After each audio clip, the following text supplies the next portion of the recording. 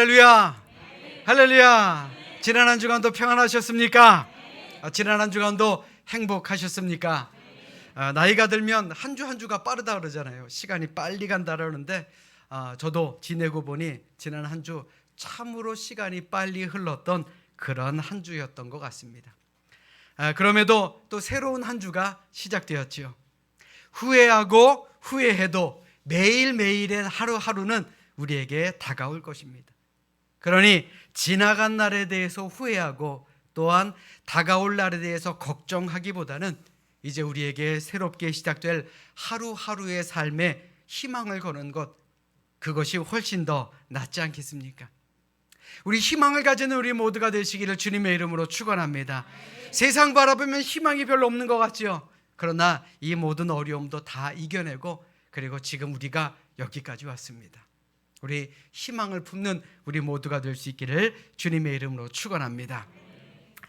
세계 2차 대전이 한참이던 어느 한 추운 겨울, 한 남자와 그의 아들이 수용소에 있었습니다. 추위와 배고픔은 그들에게 하루하루 고통스러운 삶을 더해 주었습니다. 아들은 아버지에게 이제 우리는 이곳에서 영영 떠나지 못하고 이곳에서 그만 죽을 것이다 라고 아버지께 울부짖기 시작합니다. 아버지 또한 할 말이 없죠. 희망을 찾기 힘든 상황이었기 때문에 그렇습니다. 그런데 어느 날 아버지는 힘겨워하고 있는 아들을 데리고 수용소의 건물 한 구석으로 데려갑니다.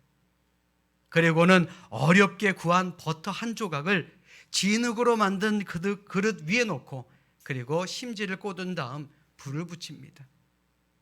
그리고는 아들에게 이렇게 말합니다. 아들아, 사람은 밥을 먹지 않고도 3주를 버틸 수 있으며 물을 마시지 않고도 3일을 버틸 수 있어.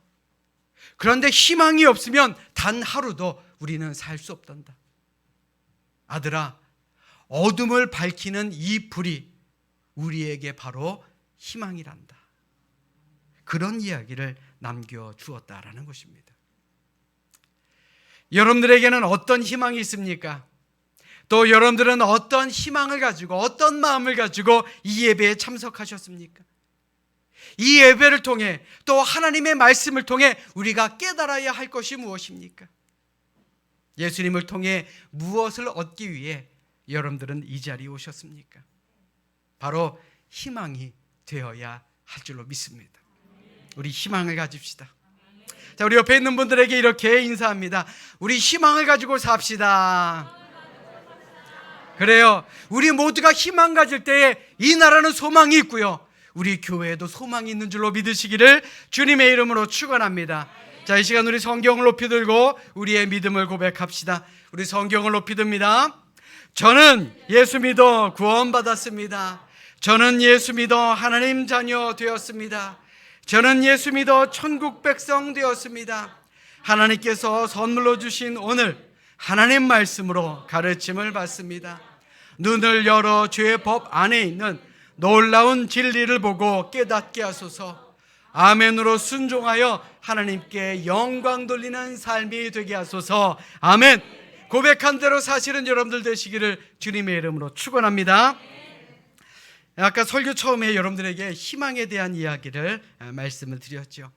오늘 본문의 말씀은 희망을 품고 예수님께로 나온 사람들의 이야기이며 또 희망을 품고 나왔던 사람들이 예수님을 만나고 치유받고 회복되는 기적의 이야기를 담고 있는 성경의 말씀입니다. 오늘 본문의 53절의 말씀에 보시면 이 사건의 발단이 시작됩니다. 그런데요, 원래 예수님과 제자들이 가려고 했던 곳은 오늘 본문에 기록된 것처럼 게네사렛이라는 곳이 아니었습니다. 본문 이전 45절의 말씀에 기록된 것처럼 그들은 벳세다라는 곳으로 가기 위해 출발했던 것이죠. 그런데 밤새 어떤 일이 있었습니까? 역풍을 맞아 그들은 그곳으로 가지 못했던 것입니다. 그래서 예상치 못하게 우연히 내린 곳이 바로 게네사렛이라는 곳입니다. 오늘 본문이 말하는 이 게네사렛이라는 땅은요, 갈릴리 호수의 북서편에 가버나움과 디베랴 사이에 있는 평지를 가리킵니다. 평야를 가리키죠. 그 땅은 비옥한 곳이었고 그래서 예수님 당시에는 인구가 많이 모여 살았던 밀집 지역이었다라는 말입니다. 그런데 예수님과 제자들이 그곳에 내리자마자 놀라운 일이 생기게 됩니다.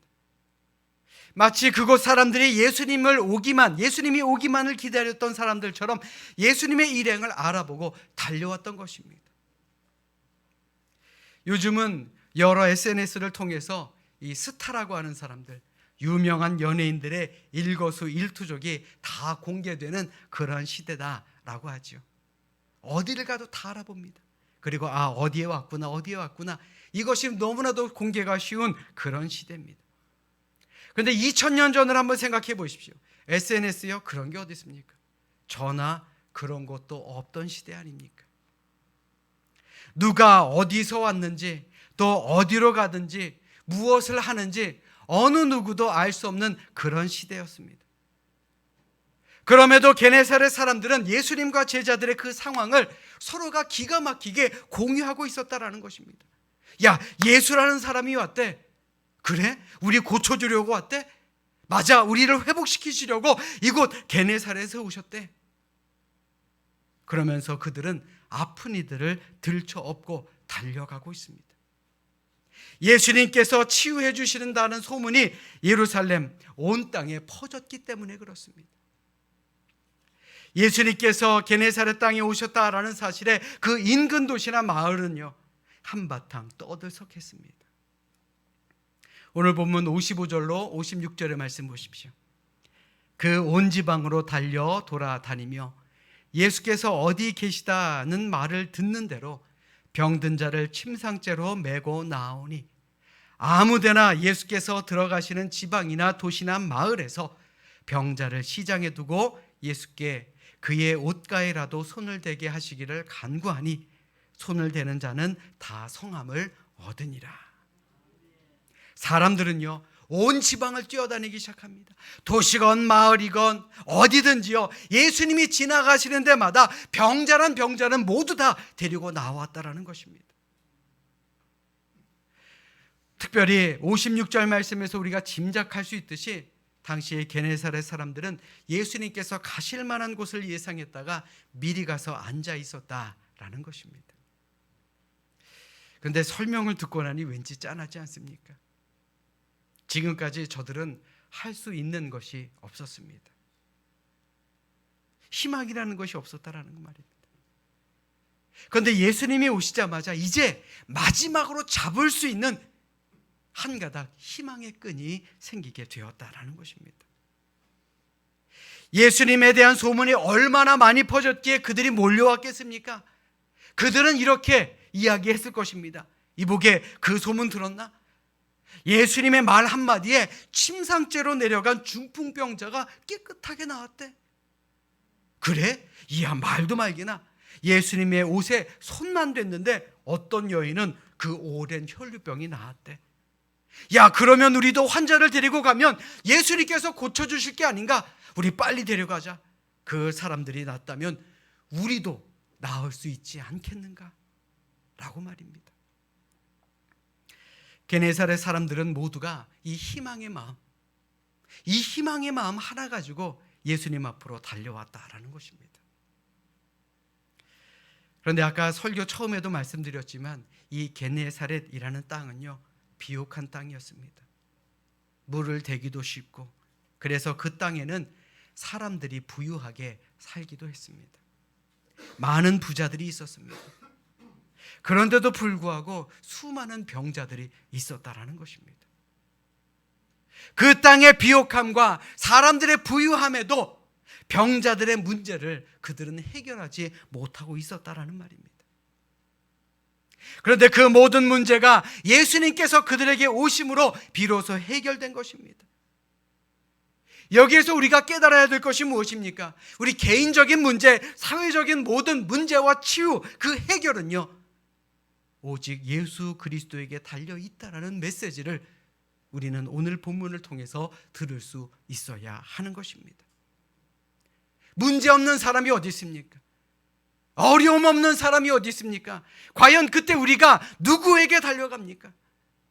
예수님께 달려가 예수님께 모든 문제를 맡기고 예수님의 손을 예수님께 손이 닿을 수 있도록, 그래서 우리가 치유받을 수 있도록 모든 삶의 문제의 근본적인 해결을 받을 수 있는 그런 희망을 우리가 품을 수 있어야 하지 않겠느냐라는 말입니다. 아멘. 오늘날 우리가 살아가는 이 땅의 모습을 한번 생각해 보십시오. 20년 전, 아니 30년 전, 좀 더 나아가 40년 전, 50년 전에는 제가 안 살아서 잘은 모르겠습니다. 근데 우리의 삶을 한번 비교해 보십시다. 그때와 지금 비교가 될 수 없을 만큼 너무나도 풍요로운 삶을 살아가고 있지 않습니까? 그렇다면 우리가 누리고 살아가는 그만큼 여러분들 만족하며 사십니까? 의학이 발달되었기에 우리의 몸에 병이 하나 없이 무병장수하게 우리가 건강하게 살아가고 있습니까? 지금도 병원에는 환자가 그득그득 넘치고 있습니다. 과학이 발달된 만큼 우리의 몸과 우리의 영혼에 하나 근심 걱정 없이 평안하게, 또한 편안하게 살아가고 있습니까? 결코 그렇지 못합니다. 세상 어느 것도요 우리에게 완전한 만족함을 주지 못한다라는 말입니다. 우리가 자주 쓰는 표현 중에 유토피아라는 말이 있죠. 이 유토피아라는 말의 사전적인 뜻은 인간이 생각할 수 있는 최선의 상태를 갖춘 완전한 사회를 말하는 그런 의미를 가지고 있습니다. 그런데 그 어원이 무엇인지 아십니까? 유토피아의 어원은요, 세상 어느 곳에도 없는 곳이라는 말의 의미를 가지고 있습니다.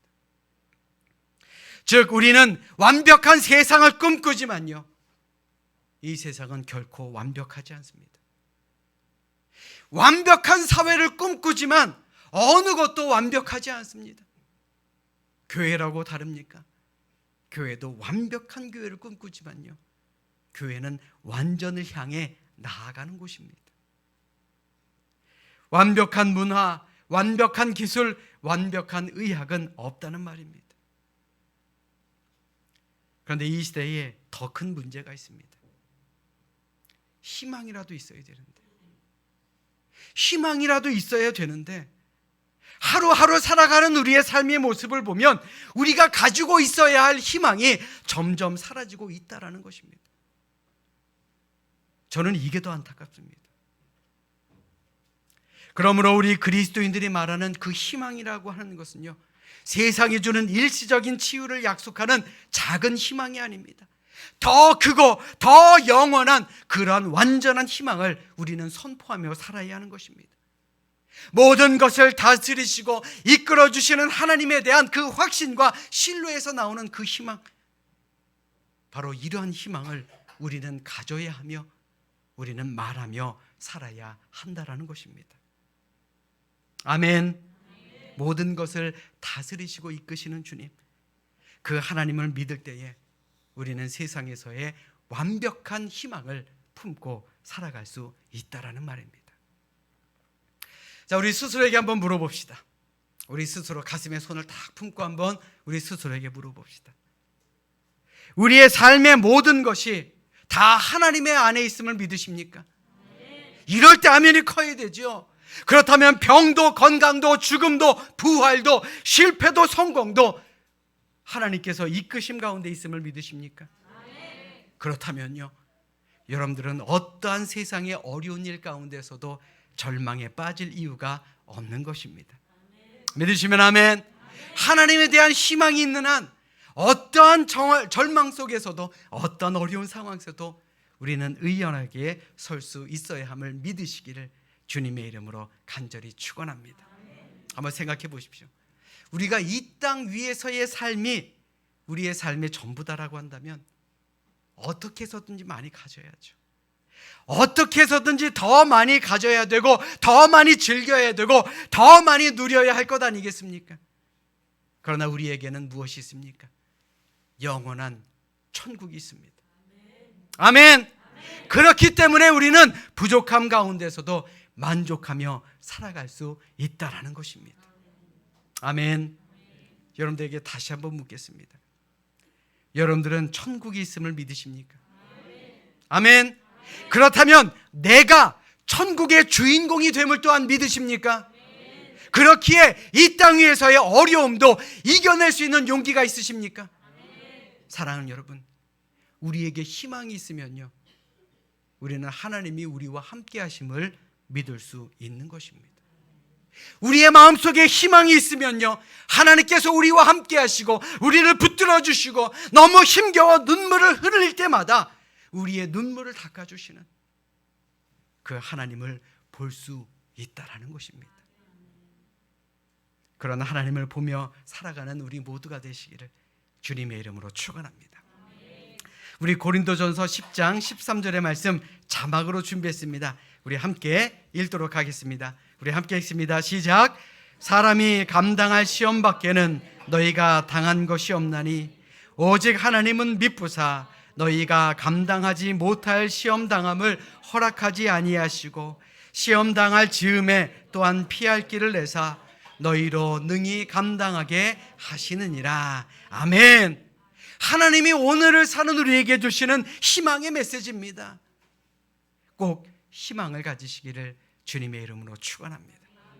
어떤 어려움 가운데에서도 무너지지 맙시다. 이겨냅시다. 우리 희망을 가져서 이 세상에서 승리하는 우리 모두가 될 수 있기를 주님의 이름으로 축원합니다. 희망 있이 사는 사람과 희망 없이 사는 사람은요, 그 차이가 하늘과 땅이죠. 낙심하며 앉아있기만 하면요, 어떠한 기회도 생기지 않습니다. 그러므로 우리 스스로 나는 어느 정도의 희망을 품고 살아가고 있는지 한번 살펴보시기 바랍니다. 하나님께 희망을 둡시다. 아멘. 그런 여러분들 모두가 되시기를 주님의 이름으로 축원합니다. 우리 따라서 합니다. 예수님께 손을 댑시다. 다시 한번요. 예수님께 손을 댑시다.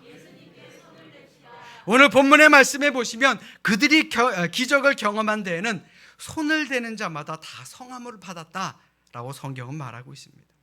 자, 그렇다면요, 과연 예수님 주변에 모여있던 그 수많은 사람들이 다 이와 같은 기적을 체험했을까요?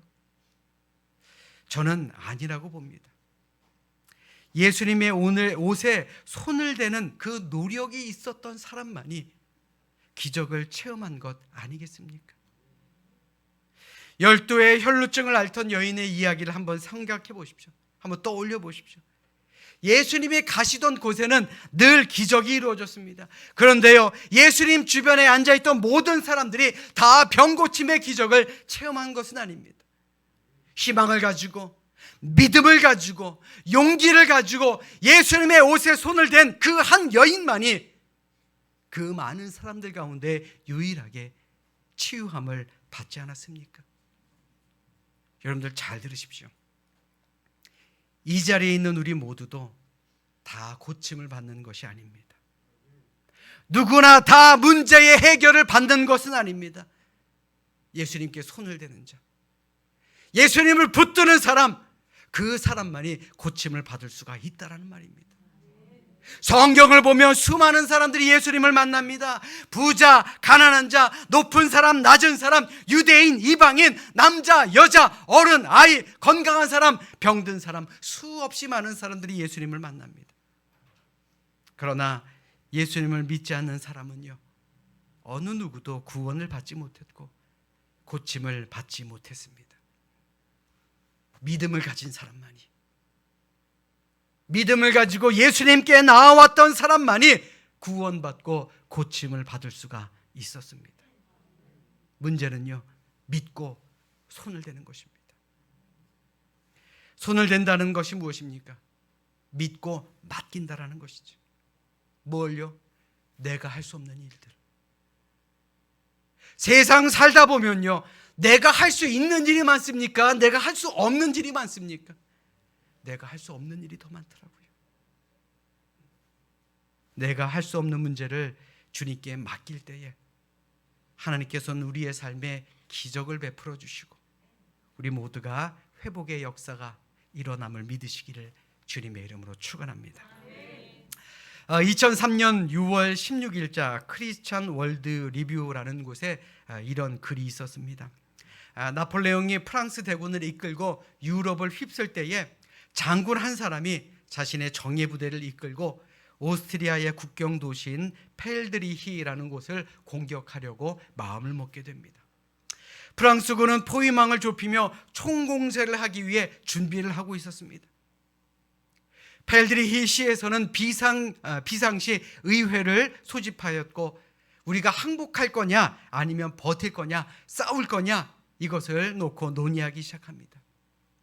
그런데 워낙 프랑스군이 크니 워낙 숫자가 많으니 대다수의 시의원들은 미리 항복해서 우리 이 도시의 피해를 최소한으로 줄이자라는 데 의견을 모으고 있었습니다. 그러던 그때 교회의 지도자 한 분이 일어나서 이렇게 말씀하십니다. 여러분, 오늘은 부활주일 아닙니까? 우리가 우리의 힘만을 믿는다면 우리는 당연히 지게 될 것입니다. 그러나 하나님께 맡긴다면 우리에게는 살 길이 열리게 될 것입니다.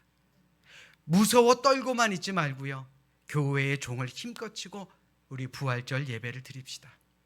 그리고 뒷일은 하나님께 맡깁시다 라고 말했습니다. 드디어 도시에는 종소리가 울려 퍼지고 찬송소리가 흘러넘치기 시작합니다. 종소리와 찬송소리는 프랑스 군의 진영까지 울려 퍼지게 됩니다. 프랑스 군대는 야, 큰일 났다, 밤사이에 오스트리아 군대가 도착했나 보다, 수많은 그런 군사들이 왔나 보다 라고 판단해서 공격을 취소하고 다른 곳으로 이동을 하기 시작했습니다. 결국 펠드리히 씨는 싸우지도 않고 승리를 거두게 되었다라는 이야기였습니다. 여러분들은 여러분들의 삶을 하나님께 맡기고 살아가십니까? 왜 아멘이 없어요? 맡기고 살아가십니까? 사실 우리는요, 절망할 수도 있고 희망을 가질 자유도 있습니다. 하나님을 믿을 자유도 있고요, 믿지 않을 자유도 있습니다. 하나님께 내 삶을 맡길 자유도 있고요, 내가 움켜쥐고 있을 자유도 내게 있습니다. 영원히 살 자유도, 영원히 멸망할 자유도 있습니다. 어떤 것이든지 여러분들 고를 자유가 여러분들에게 있습니다. 자, 그렇다면 여러분들은 과연 무엇을 선택하시겠습니까? 하나님께 맡겨 기적을 체험하시겠습니까? 아니면 내가 붙들고 끝까지 불행과 고통 속에 살아가시겠습니까? 주님을 의지하는 자는 반드시 나음을 입는다라는 것, 우리는 이것을 기억하며 살아가야 할 줄로 믿습니다. 우리 펠드리히 시민처럼 찬송 부릅시다. 어려운 일이 있을수록 더욱더 기도하고 찬송합시다. 그리고 결과는 하나님께 맡기며 삽시다. 하나님께 맡긴 채 걱정 안 하고 사는 것이 더 현명한 삶의 모습 아니겠느냐라는 말입니다. 우리의 약한 몸, 지친 심령, 어려운 가정의 문제, 또 여러 가지 삶의 고난, 일터의 문제, 우리가 고침받아야 될 문제들이 얼마나 많습니까? 그렇기 때문에 주님께 맡겨야 합니다. 그래서 우리의 모든 삶에 회복을 이루는 그러한 기적의 은혜가 여러분들 모두와 함께 하시기를 주님의 이름으로 축원합니다. 우리 따라서 합니다. 내가 세상의 희망이 되겠습니다. 다시 한번요. 우리가 세상의 희망이 되겠습니다. 오늘 본문 속에서 우리가 주목해야 할 또 다른 부분이 있습니다. 병든 이들을 예수님께로 누가 데리고 왔느냐라는 것입니다. 누군가 데리고 왔기 때문에 그들이 기적을 체험한 것 아닙니까? 바로 예수님께로 데리고 온 사람들의 믿음과 사랑과 열심을 기억해야 된다는 말입니다. 우리는 이 본문이 전하는 사람들의 행동에서 예수님의 그의 치유와 능력 또한 그것을 볼 수 있습니다. 그런데 그 이면에 그들을 그곳으로 데리고 온 사람들의 사랑과 관심과 노력도 잊어서는 안 된다는 것입니다. 여러분들 이 자리에 왜 오셨습니까? 나만 천국 가기 위해 이 자리에 오셨습니까? 나만 회복받기 위해 이 자리에 오셨습니까? 나만 기적을 체험하기 위해 이 자리에 오셨습니까? 그래서는 안 된다는 말입니다. 어떻게 해서든지 병자 한 사람이라도 빠짐없이 예수님 앞으로 데리고 가도록 노력하려고 했던 그 사람들의 사랑과 관심, 그리고 간절한 마음을 우리는 읽을 수 있어야 하는 것입니다. 그 결과가 무엇입니까? 그들의 믿음과 사랑, 간절한 마음이 예수님으로 하여금 손을 대는 자마다 다 성함을 얻는 그런 놀라운 기적을 행하시게 만든 것입니다. 저는 이 말씀을 읽으면서 우리 교회가요, 바로 이들과 같은 믿음과 간절함이 있어야 된다라고 생각합니다. 즉 우리 교회가 그리스도의 옷자락이 되어야 한다라는 말입니다. 우리 교회에 그리스도의 옷자락이 없으면 이곳에 우리가 왜 모여야 됩니까? 우리 교회가 그리스도의 옷자락이 되어야 하는 것입니다. 세상을 변화시키고 영향을 끼치고 그들에게 희망을 주는 그런 역할을 감당해야 된다는 것입니다. 기적을 일으키는 교회가 될 수 없다면 이 교회가 이 자리에 서 있을 이유가 없는 것이지요. 여러분도 한번 생각해 보십시오. 우리 모두가 새로운 비전을 세웠습니다. 그 비전이 이루어지는 기적을 위해서 우리는 함께 기도하고 있습니다. 그렇다면 우리 교회에서 일어나는 기적이 과연 어떤 기적이겠습니까? 그저 새로운 건물 하나 지어 올리는 것이 우리 교회의 기적이 되어서야 되겠습니까? 잘 들으세요. 그것은 그저 건축이라는 과정일 뿐입니다. 우리 교회가 이루어야 되는 기적은요, 그저 멋진 교회 건물 하나 올리는 것이 아니라 더 큰 일을 할 수 있는 교회, 희망을 잃어버리고 살아가는 사람들에게 더 큰 희망을 줄 수 있는 그러한 교회, 하나님의 은혜가 흘러 넘치고 넘쳐서 주변 사람들에게 사랑을 베풀고 관심을 베풀고 그들에게 희망을 전해줄 수 있는 그런 교회가 되는 것, 그것이 바로 기적의 완성이다라는 것입니다.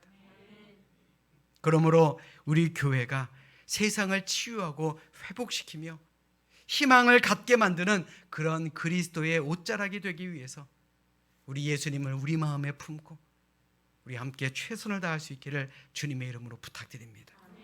우리가 있는 이 교회, 우리 삼성교회가요, 그리스도의 옷자락이 되어 하나님께서 우리에게 주신 영적인 자원들을 이웃과 함께 나누는, 또 이웃을 섬기는 그런 교회가 될 수 있기를 주님의 이름으로 간절히 축원합니다. 우리 지금 2층에서 우리 아이들이 함께 예배드리고 있습니다. 저들을 바라보며 저들이 이 교회의 주역이 되었을 때 우리 교회가 더 멋진, 세상에 더 큰 희망을 주는 그런 교회가 될 수 있도록 여러분들 열심히 기도하시기를 주님의 이름으로 간절히 축원합니다. 여러분들 모두는 그리스도의 옷자락입니까? 나를 만나는 많은 사람들에게 예수님을 전하며 살아가고 있습니까? 상처받고 힘들어하는 우리 이웃들에게 예수님의 옷자락이 되어 그들에게 회복의 기회를 주는 그런 사람이 되어가고 계십니까? 우리 그런 사람이 되어야 합니다. 그런 사람이 되시기를 축원합니다. 참된 그리스도인, 그저 교회에 왔다 갔다 하는 그런 신앙인이 아니고요, 참된 예수님의 제자로 살아갈 수 있기를 주님의 이름으로 축원합니다. 이 시간 진정으로 바라기는 오늘 이 자리에 있는 우리 모두가 한 사람 한 사람 하나도 빠짐없이 그리스도의 옷자락이 되어 희망을 잃어버린 이 세상에 새로운 희망과 구원의 생명을 회복시키는 그런 여러분들 모두가 될 수 있기를 주님의 이름으로 간절히 축원합니다. 축원합니다. 기도하겠습니다.